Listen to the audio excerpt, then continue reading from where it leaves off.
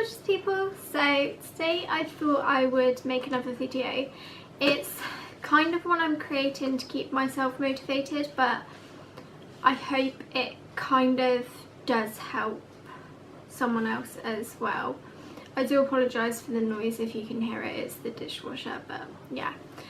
So I thought I would make a video and create a list of the harsh realities of living with anorexia and living with it in a way where it's very much in control and consumes your life. Because it's not just about weight. And I know that a lot of people without eating disorders and even medical professionals deem that as the main way of diagnosing an eating disorder. And yeah, being underweight can be a very negative consequence and side effect of it, but it's not the biggest part of it, because you can have an eating disorder and be a healthy weight. So if you do have disordered thoughts towards food or exercise and you can recognise that, you deserve help and you should get help. And if you're questioning whether you're ill or thinking you're not ill enough, the likelihood is you are ill and you deserve help and you deserve to be happy and you deserve to have a life. Because living with an eating disorder is not a glamorous life. It's literally living hell. And from personal experience, I've had people tell me that I was choosing to have an eating disorder, that I'm manipulative, that I'm using it for things, but I can hand-heartedly say I don't think anybody would choose to have an eating disorder, because like I said, it's horrible and it literally affects every single aspect of your life. Like, there's not one part which it doesn't affect. And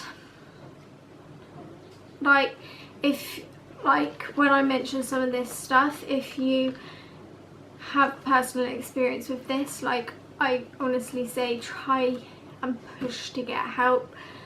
And if you are just starting to recognise you have disordered thoughts, get help soon so you don't get to the stages of experiencing some of these things, because the more you let it fester, the harder it is for you to get out of the rut. And I've learnt that from personal experience, so yeah.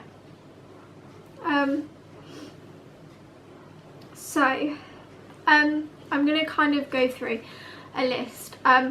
If I feel like sound like I'm babbling, like I say, sorry, in my other two videos, I am really sorry, but I kind of just wrote what was in my head at that time, so yeah. So yeah, the first thing I wrote down was it gives me this false sense of comfort and security, because it numbs me. When I give in to behaviours, it will numb me and it will stop me feeling and remembering things that I don't want to. The bad thing of that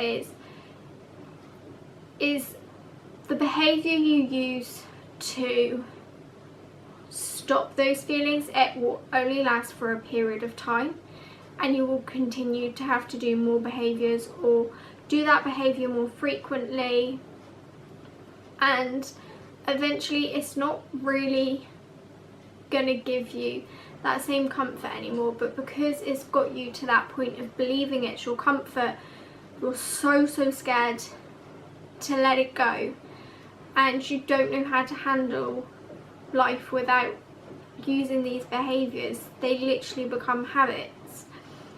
And it's sneaky in that way, and it's manipulative in that way. It also makes me believe that everybody hates me and they don't want me to be around, they don't like me, and that I'm just an awful person. And because of that, it does get me to a point where I'm paranoid that I'm upsetting people or I've upset people. And if I feel like I've upset people, I take it out on myself and I can't deal with it and I punish myself for it. And it does get you to a point where you do completely isolate yourself from anybody because you feel like you should be alone, or because you don't want to get hurt and you don't want to keep losing people. But in reality, the only reason you've lost people is because you were giving in to these behaviours. The voice in my head personally does scream constant insults at me, and it makes me believe the worst things possible about myself. And it gets a lot worse when I am trying to get myself to eat food, so it will make me feel like I'm a disgusting person or a vile person. It calls me worthless, unlovable, pathetic, stupid, just a complete fuck up who everybody is better off without. And it's horrible because if somebody was physically saying that to you, you have the option to walk away. But when that thing is in your head, you can't escape it, and it's constant, and it does make you sad, and it does make you just have no confidence in yourself and just completely hate yourself and feel like the worst person alive. And it's horrible and I hate feeling like that, but that's the truth of it. And I do know that part of that is down to the fact when you do go into a starvation mode, those thoughts do get a lot worse because your brain is not being like given the right nutrition to function properly. And yeah, personally for me, my eating disorder, when I try and go against it, likes to use the worst things possible to keep its grips on me. So it will give me flashbacks of events which were not particularly pleasant for me. It will make me have panic attacks. It will make me absolutely terrified of people and feel like something bad is going to happen to me, or people are going to do something bad to me. And it's scary. Like, I do live my life pretty much on a daily basis in fear, and I hate that. And I do know that a lot of that comes from the fact I have an eating disorder and it uses it. Anger. My parents will very much say I'm not naturally an angry person, but when I am consumed by my eating disorder, I am vile and I lash out at people and I say things I don't mean, and I just get angry with everything, and I don't know how to absorb anything someone's telling me, and I will take it in the complete wrong way. And it kind of just goes back to me feeling like everybody hates me and that I upset everybody and I'm just a bad person. And also the anger partly comes from the fact I'm frustrated that I'm letting it control me, and I'm not wanting it to, but anytime I try to go against it, I'm getting all these shit feelings and I just don't know how to handle it, and I just feel completely overwhelmed and lost. Which leads on to my next thing of feeling completely lost and alone. Like, I tried to explain this to my mum. It's like I'm trapped in this really dark room and there's nobody else there, and I just can't escape. And I'm trying to escape and I'm trying to find a way out, but I can't. and it's just getting darker and darker and darker, and I'm feeling more alone, and I'm feeling more scared, and I'm desperate to find a way out, but I can't because of something, but I don't know what. Sorry, that probably sounds completely messed up, but yeah. Another thing with me is my eating disorder very much attaches itself to people who are not necessarily healthy for me, and feed into my eating disorder and allow my eating disorder to thrive. It latches onto people who make me feel the things that my eating disorder tells me about myself. So feeling worthless, feeling disgusting, feeling unattractive, feeling just all the things I listed before. And that does lead me down a very slippery slope, and it leads on to my next thing of self-hatred and self-punishment. I have this need to punish myself, but I can't tell anybody why I feel the need to punish myself, but I do. And it just continues, and it spirals and spirals and spirals, and that is something I really do want to figure out, is why I have this need to punish myself. Next one, which kind of links to other things, is social anxiety and paranoia. So when I'm out, I do feel like I'm being followed by people or being watched by people, and that harm is going to come to me, and I do struggle to go out or be around people I don't know unless I have somebody I feel safe with me, and there's not a lot of people I do feel safe around. And yeah, I'm just constantly on edge that something bad is going to happen to me, which kind of further makes you isolated and alone. These are kind of more physical things now. Well, body dysmorphia is more a mental thing, but yeah, it can happen. It is quite common in eating disorders and anorexia for you to have body dysmorphia, and it's taken me a very, very long time to admit that my eating disorder has any link to a fear of weight gain. Like, I would hand-heartedly refuse to admit that to anybody until the end of last year, and I have to admit, yeah, I do struggle with body dysmorphia, and I see the complete opposite to what other people tell me they are seeing. And I've always kind of just seen myself as a lot bigger than all of my friends or people in my family. Even if like my clothes size was smaller than them, I still had the belief I was bigger than them. And people like will tell me that I'm looking frail, or that I'm really skinny or really ill, and I'm like, but I don't look ill. Like, I'm looking in the mirror and I don't see that. Like, which is a really dangerous thing about eating disorders. It only ever allows you to see what it wants you to see.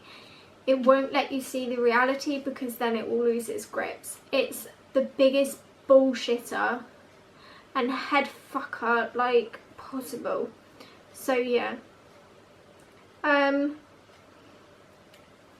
it's also led me to have suicidal thoughts, because like I said, I feel lost and alone, and like I do get times where I don't see a way out and I don't see my life changing, and I dread waking up because I know my day is going to be the exact same. I'm going to have the exact same battles. And I will say now, recovery is exhausting, and getting yourself to go against what's in your head is exhausting and tiring, and it's something you constantly have to focus on and constantly be on top of, because if you give in to one little thing that your eating disorder wants you to, it will get you to give in to more and more and more and more. It will never be satisfied by you giving in to one little thing. You have to go against it, and make sure you go against it all the time, even when you feel like going against it is not the right thing to do, or what you need to do feels very unnatural to you. The more you're feeling that, the more likely it is that that's the right thing to do, and that's what you need to do. And it's difficult, and it does bring up very negative emotions, and yes, it has made me feel like a burden on people, and like people would be better off without me, and that my only escape would be to end things. But I don't want to die, and I want to fight, and I want to try and have a chance at life. Being cold all the time. I will literally be in the house all the time with jumpers, dressing gowns, wrapped up in blankets, have a hot water literally permanently attached to me because I'm freezing. And even like getting changed, I will go from an alright temperature to absolutely ice cold, especially in my hands and my feet, and it's not fun, and it is painful. But yeah, also having hair grow on your back, and I think that's called like legume or something, but basically it gives you like a layer of insulation, I think, and it's like your body's way of protecting you. But it's not pleasant having hair grow on your back, and it does make you feel even more self-conscious, and it's not pleasant. And although you haven't like hair grow on your back, you will then experience hair loss. I have, since like I was really young, I always used to have really thick hair, and like bands would snap, and my mum would struggle to do plaits in my hair because my hair was so thick. And because of anorexia, my hair is literally like now a quarter of the thickness it was, and I have bald patches and thinning of the hair, and my hair is just not healthy at all. And it's something I used to love about myself was my hair, and I can't even enjoy that anymore. And when my hair is being washed, or I'm brushing my hair, or even just putting my hands through my hair, I will have clumps of hair come out, and it does make me upset every time that happens. Raw skin. So when you are underweight and your bones are not protected by a layer of fat, and fat is not a bad thing, even though my eating disorder likes to tell me that you need fat on your body to keep you protected. And because of that, especially on my back, because my spine is very much visible, when I sit down or lie down, I get really bad, like, I guess you can call them skin burns, but it's literally like raw and bruised on my back, and it's extremely painful. Like, it's really painful to sit down, and I do have to move quite a bit, and it's very difficult to get comfortable in bed, and it's very like, it's just uncomfortable to do a lot of things, and it's painful, which is another thing. It kind of like, your eating disorder will numb you, but especially when I start to eat, I feel all the pain that I've done to my body. So my entire body will feel like it's burning. I will have pains in my joints. I get shooting pains in my arms and my chest, and I get really bad heart palpitations, and I struggle to breathe, and sometimes it does feel like I'm breathing in water. It's affected my eyesight. Like, my eyesight has got a hell of a lot worse. It will make me feel like I'm gonna pass out. I struggle to like stand up for a long period of time because I end up feeling faint. I have difficulty sleeping because I'm up all night, paranoid, or overthinking what I've eaten or what I'm going to eat the next day, but also because it's painful to try and sleep, and I can rarely ever get myself into a properly comfortable position. Yeah, it's not fun. And especially when I came back home, I wasn't even able to shower myself, which is really embarrassing for a 20-year-old to have to say that my mum was having to shower me, because I physically could not do it myself. And a 20-year-old shouldn't be having that done. Like, I don't know, sorry. I shouldn't be having my parents as my carers, and that's literally what they've been for years. And because of that, it's hard to have a proper parent-daughter relationship, because they are very much having to be my carers, and that's not what I want, and it's a horrible thing. And it's horrible having them worry about you, and it's horrible the fact my little sister has to worry about me, and my little sister is the one having to look after me rather than it be the other way around. And she's had to go through and see so much which she should never ever have seen, and she shouldn't be scared and worried for her sister. And sorry, she shouldn't have to end up losing her big sister to this. And I know, like I said, like, I've had suicidal thoughts in the past, and the one thing which always stops me is my little sister, because I would never ever want her to have to go through that, because she does mean the world to me, and she is very much a big motivation as why I want to get better. But sorry, yeah.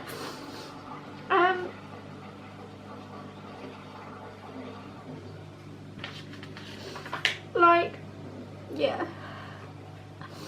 And then my final thing I kind of talk about that I recognised this time round is I've ended up getting myself to a place where I get confused very easily, and my memory's not very good, and there's times like I can't even construct sentences or physically get myself to talk.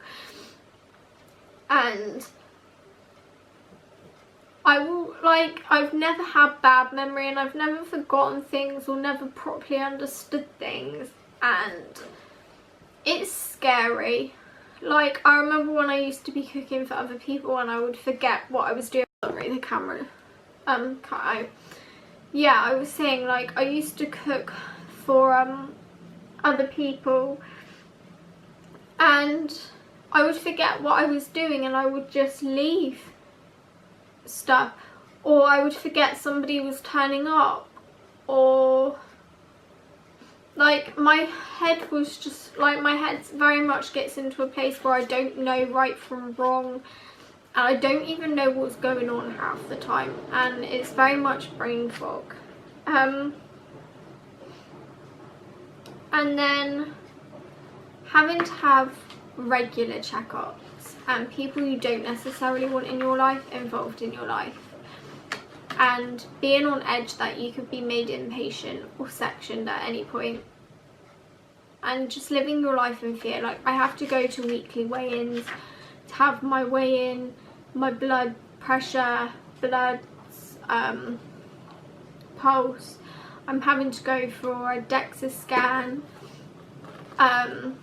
I have to go to reviews all the time, and it's just not fun. It's not a life.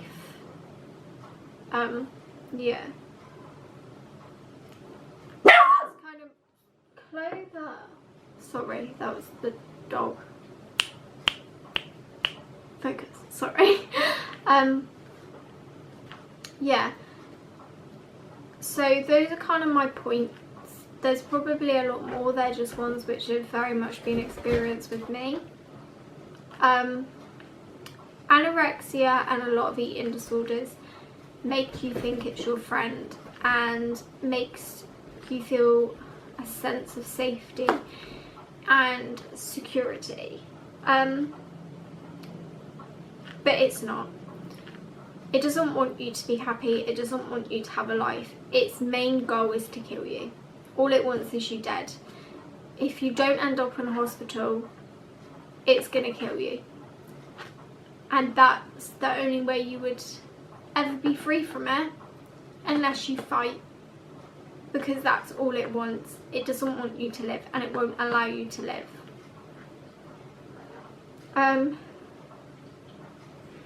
It does make you scared to let go, but that's the thing you need to do, and you just need to face your fears.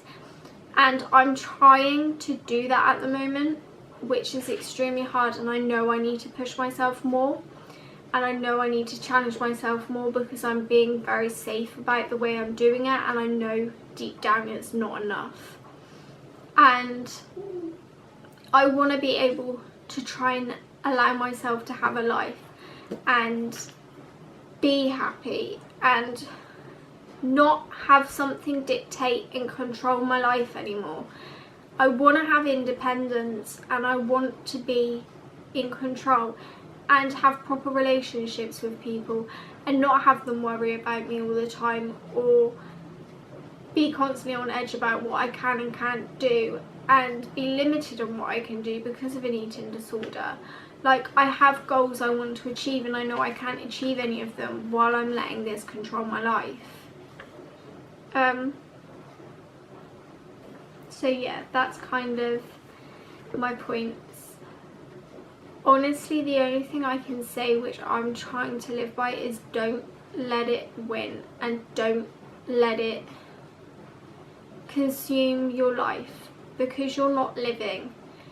You're alive, yeah, but you're not living. You're just existing, and existing with a life with anorexia is shit, and it's horrible, and it's painful, and you need to find the strength from anywhere deep down and fight and talk to people. You need to talk to people. It is so important to talk to people, because anorexia doesn't want you to. Eating disorders don't want you to.